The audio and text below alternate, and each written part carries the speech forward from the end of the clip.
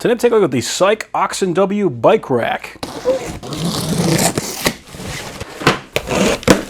So we've got our heads. This is going to sit on the stem and that is going to clamp around the bike itself. You can see that it has a ratcheting mechanism and that does have a cushion on it to protect the frame of the bike. We also have our hardware, so we got a U-bolt with a heavy-duty plate. That is a very thick plate. Got a couple of brackets. We've got a, well, actually, this is going to be our hitch pin. What's nice about this one, we actually got it with a lock. This is threaded, so we can actually lock that thing to our hitch receiver. It's got a lock on it, so nobody can actually just unscrew that if they have a properly sized socket. And we got a couple of reflectors, and we got our hardware. Not a heck of a lot. Here is our tire hoop. That has the same ratcheting mechanism on it. So you just drop that in and tighten it up, and that does also have a pad on it to protect the rim of our bike. I also just really like the color of that. It's not quite a black, it's kind of like an off black. Overall, it looks very nice. We've got our instructions. Looks fairly straightforward, and we can see that that is rated for 200 pounds of bikes on it. The bikes I'm going to be putting on are 80 pounds each, so 160 pounds. This rack should be able to hold that no problem. We even got our dimensions on here, 70.9 inches wide, 38.8 inches to the receiver. We've got our other hoop, lots of protection on here. And here is the platform for our bike. I like saying that we got our bolts already pre-installed, so we have to go hunting for those. Got some nice plastic covers there on the front and the back. You can see that that is a very sturdy design that's wrapped all the way around the back, and it is also welded with a plate to make sure that nothing comes apart. We've got our rear tire holder that can slide and lock into place. It also has that same strap, and this is something I have not seen before. We've got a ramp, and this is actually built in.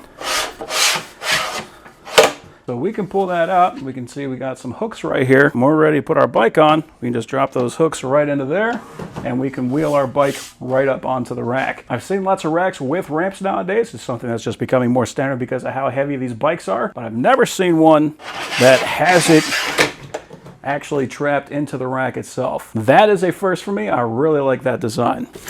And this is nice. So there's only one ramp because you only need one, but we have the capacity to install it into either side. So if we have to deal with traffic on one side, or if we park too close to the building on the other, we can just put that rack in on whichever side is most accommodating. So I appreciate that. And they both have these pins right here that you pull up, and that is what locks it into place. Here is the main guy, and this is already fairly assembled. That is a gigantic bolt right there. So you can see that is going to be the main hinging point. And this is one of the things that I really like about this one in particular. Instead of having one bar that comes from the front to the back, and then having that taking up all the twisting action on those bikes, this actually has two bars that come from front to back. We can also see they are taller than they are wide. That's going to provide a lot of rigid structural support. And that should just make for a much overall heavier, beefier bike rack. We also have a little trigger right here. It's just a button. We can pull that up and we can use that to fold our bike rack up. I have seen folding bike racks before. I have never seen one with quite as heavy duty of a mechanism. So if you want a foldable bike rack, something that you can get that up and out of the way, this is the best design I've seen for that on a bike rack. So very well designed. We can also see for that hitch mount, we got nice thick heavy duty steel. And if we look on the side, we can see that that is threaded so that we can actually bolt that and thread that and squeeze that onto our hitch receiver. And last up, it looks like we got a couple of caps and we got a couple of stems that will fold up so we can attach our bikes to that. We don't have to worry about them rocking back and forth. This is one thing I always appreciate seeing. It does actually have the duty rating for this on the rack itself. And a lot of racks, they don't actually have that listed. With this one, they do have it. I appreciate that they put that on there. So the first step, we're going to be attaching the largest parts of the bike rack together. For this, we're going to be using these carriage bolts. We've got a flat end right there. We've got a square right there. That is going to sit inside that track. Then we've got a nylon lock nut, and we've got a washer for the other side. There's an opening right here. Just going to set the head of the bolt in there. We'll slide that down. Grab two bolts for that side. And drop those on. And we got our washers and our nylon lock nuts. And we'll do the same thing for the other side.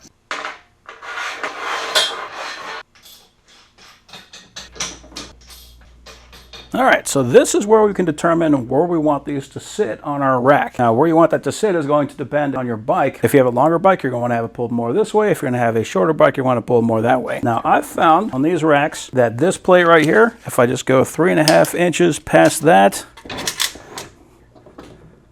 right there, and that is usually where I need to go. Now, this is a new brand for me, so I'm not sure if that's going to be the same, but I'm going to guesstimate that it is. And we'll see how that works. And this is a 13mm socket.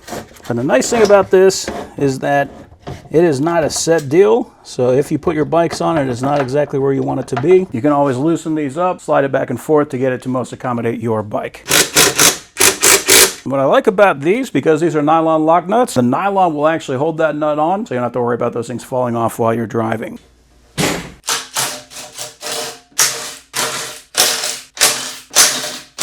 So now it is time for the hoop.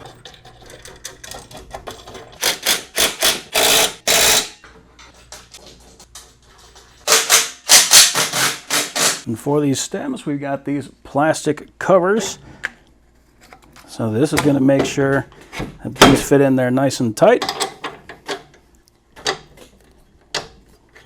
And that's also to make sure that we're not going to be scratching up our paint. And these carriage bolts do have that square right there. And that does sit in a square cut out right here in the frame. All right. Very nice and sturdy. That is going to be where we put our heads. So it just slides on and clamps on wherever we need it. Something I like about it too, you can slide that around whatever direction you want, depending on where on the frame you want to actually attach that, you can make that happen. What this actually is a license plate holder. So if you live in a place where they're strict on how visible your license plate has to be, for example, if you're putting your bikes on here and if that is obstructing your license plate, you might have to move that to the rear. That is what this is for. This is going to go underneath and it's going to slide into that same slot. We drop that into the bottom of the holder, and then we got a nylon lock nut to lock that in place. So now we've got those tabs hanging out the bottom, and these last two bolts, use that to attach our license plate, and we'll be able to stay in compliance. Adhesive backed reflectors. If you think these are going to be an eyesore, you don't have to use them, but if you want to stay in compliance in your area, then we can do that. So very nice, very thoughtful that they put all that in there. So again, the big things that I think that make this rack stand out are going to be that license plate holder, those reflectors, this super heavy duty handle system. And I like that I can't just grab the thing and pull it back. I have to like do 2 maneuvers in order to make that happen. And probably the biggest deal to me is just that pack up ramp system. So that's not one of those fold-up ramps you have to go find a place for somewhere in your car. That is actually built into the rack itself. Excellent design with that. So that is built. Let's go ahead and put that guy on the truck. So it's actually surprisingly not as heavy as I was expecting it to be, considering how much material we got on that guy. So definitely doable. So this is where we get to use our bolt that actually has a lock on it. So you can see we got a little protector right there for our key. It does come with 2 keys. Drop that in, give it a turn, and that will come off. You can see the mechanism in there, and that will just lock onto the end of this bolt. So with the key out, that guy can just snap right on, just clicks right off.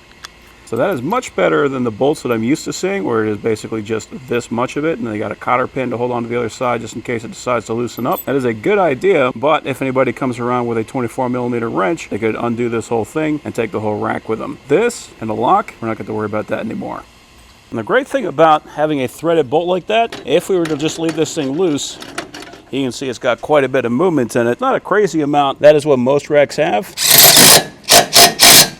But when we lock that guy down, we try to move it again, that is moving the entire truck. So with that being firmly attached to the truck, we're not going to have all that wobbling going on with our bikes on the rack. And we just snap on our lock. So there's an extra securement to make sure this bolt doesn't come out, and it's also a lock to make sure nobody can take off our rack. Now, in my personal opinion, this is all you really need in order to secure this thing onto your truck. Like, you can see how solid this is. But what this guy here is, this is going to be basically doing the same thing. So we're going to take this heavy-duty plate, that goes underneath, and you can see it's got that bend in it, so we got a step here.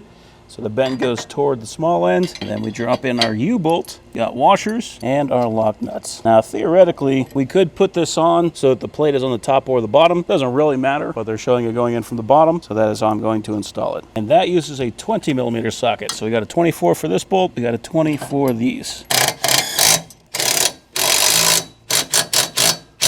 There we go. So definitely overkill, but if you want to make absolutely sure that that thing is locked onto your receiver, that is going to be just the best way to do it. So let's get some bikes on here. I like starting by taking off the heads just to make it easier for me to get that bike actually on. I'm going to move that rear rest up front. So I'm going to be pulling that toward the rear. Really love that ramp design. And then the great thing about having an e-bike is we can actually just turn that guy on, pull that throttle, and we can use the rear tire to pull the thing up.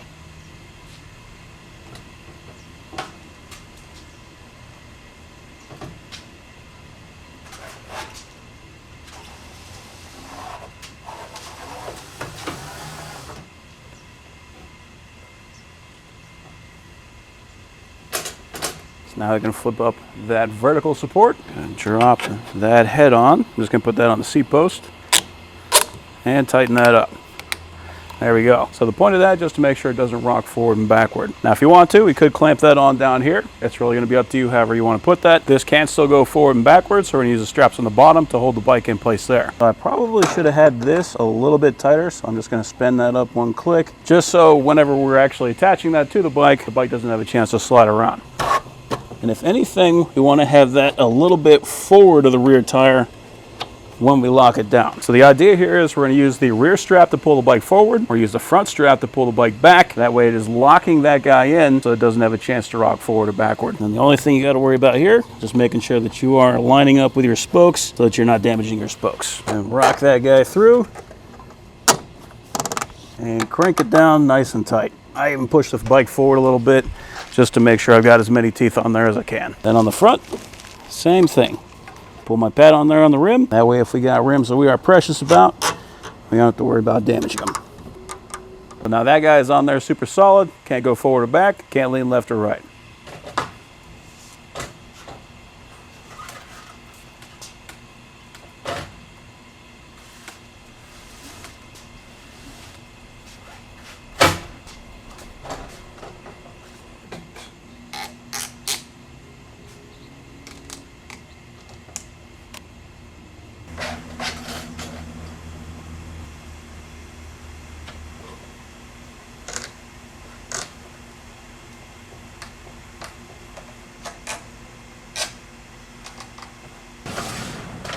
All right, so two bikes loaded up very easy. We can see we got 160 pounds worth of e-bikes on here. The only thing that looks like I would change is going to be the alignment on there. So all I would do is loosen up those two bolts right there holding on that plate, and I would slide this one to the rear. Looks like about 3 inches or so, 3 to 4 inches, and do the exact same amount on that rear one to line those up so that they are even. Other than that, it's just so much easier getting those heavy e-bikes up on a rack like this. I don't know how anybody ever did it before. And on top of that, being able to stay in compliance with our reflectors and our license plate holder, that just makes for a very cool rack. So let's go ahead and take this for a drive.